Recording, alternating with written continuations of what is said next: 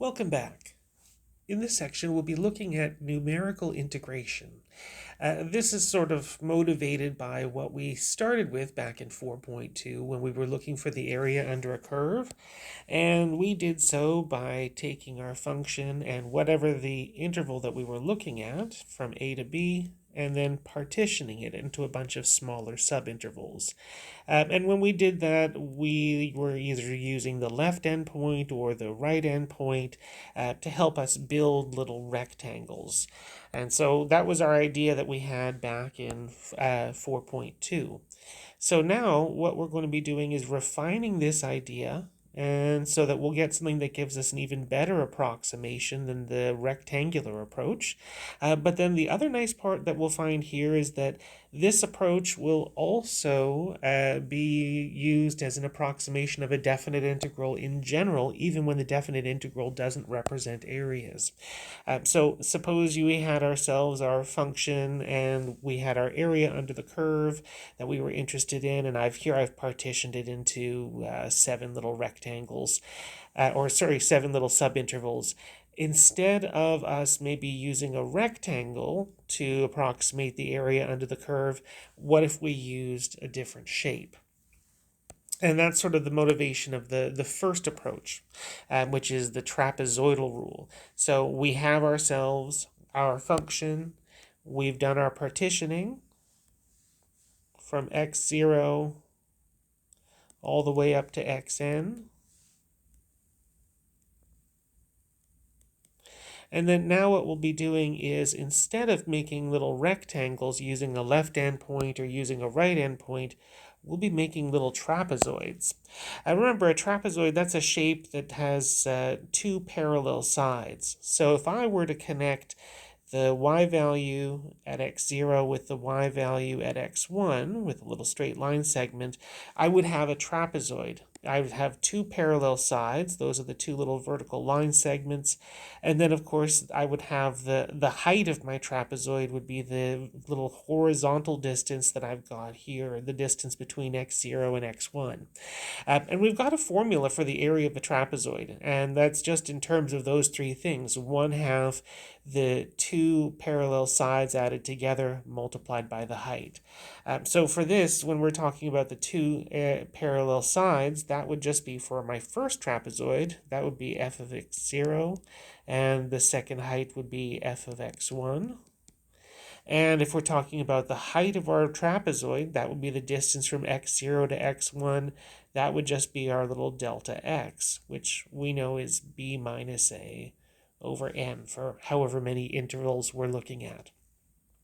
So when we do this, when we use this trapezoid area formula, we'll come up with a sum of a bunch of things. I'll have a sum of 1/2 f of x0 plus f of x1 times delta x.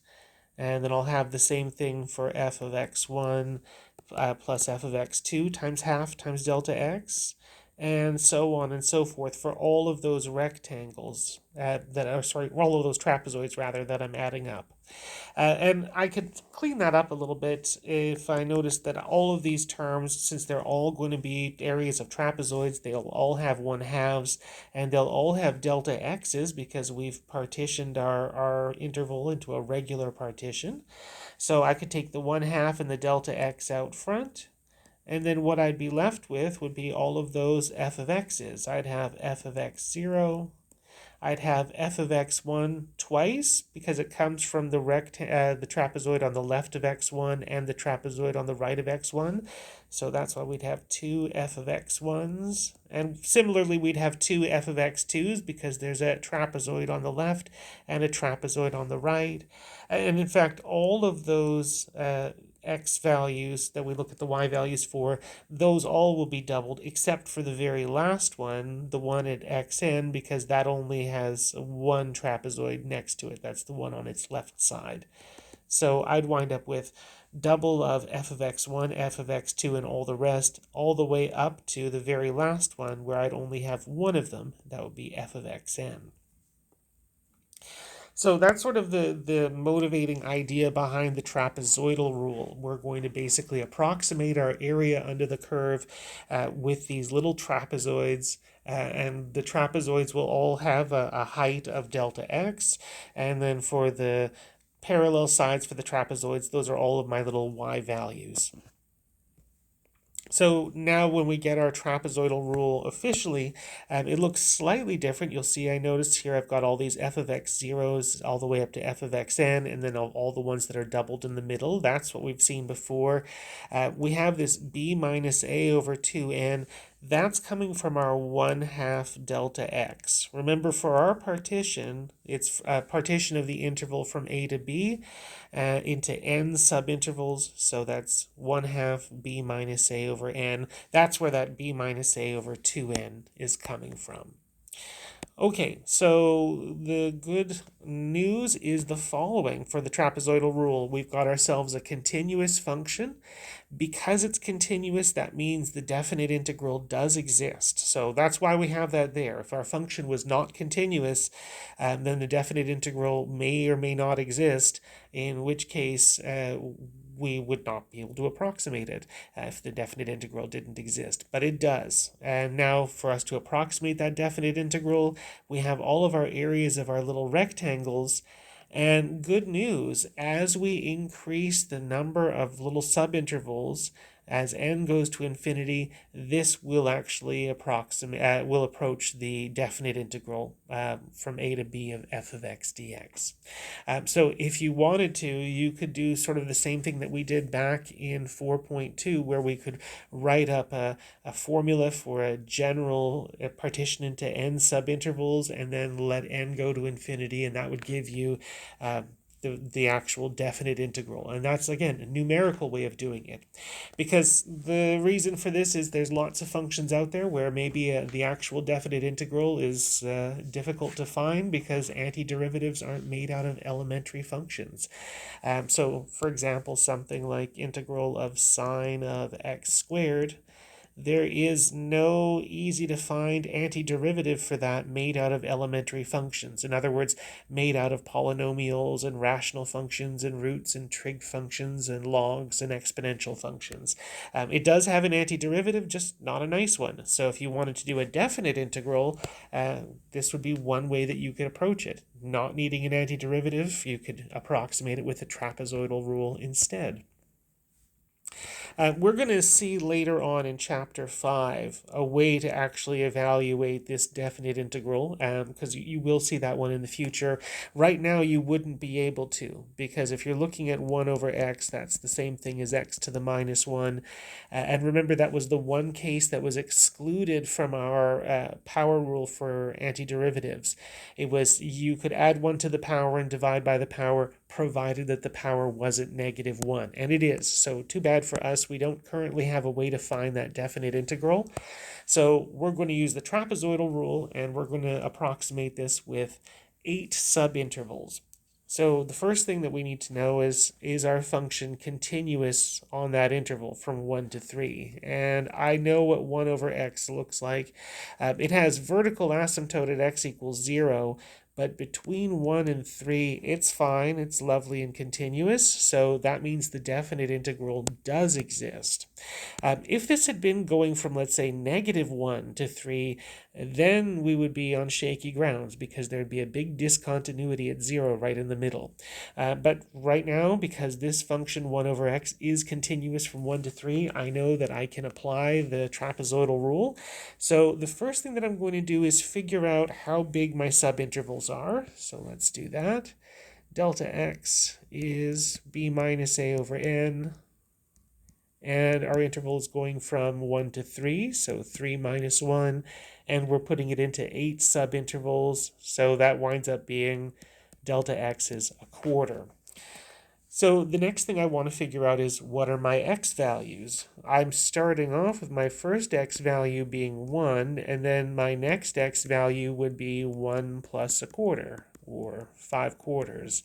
And then my next x value would be plus a quarter more, or 1 plus 2 times a quarter. which turns out to be 3/2, and I can continue on in that way, adding another quarter each and every time till I get all of my y values. So I find my y value, or sorry, all of my x values, x4, x5, x6, x7, and x8, the very last one. There we go. That is 3. So there we go. We have our partition made. Here are all of our x values: 1, 5/4, 3/2, 7/4, and so on.